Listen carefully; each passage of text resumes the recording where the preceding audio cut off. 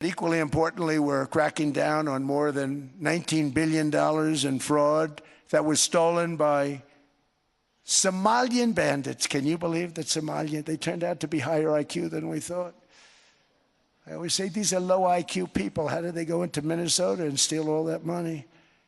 And we have, they're pirates. They're good pirates, right? But we shoot them out of the water just like we shoot the drug boats out. They're not pirating too many boats lately, do you notice?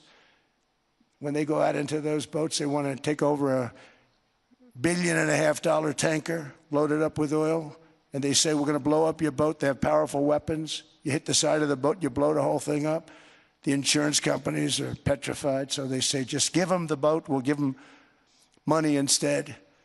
And I don't do that. We blow them right the hell out of the water. We see them going out, we blow them out of the water. We don't have any pirates so much anymore. If we do, they won't be there long.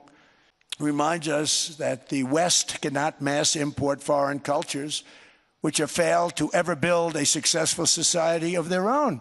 I mean, we're taking people from Somalia, and Somalia is a failed, it's not a nation. Got no government, got no police, got no military, got no nothing.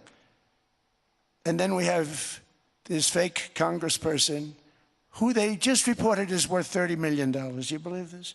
Ilan Omar, talking about the Constitution provides me. She comes from a country that's not a country, and she's telling us how to run America. Not going to get away with it much longer, let me tell you.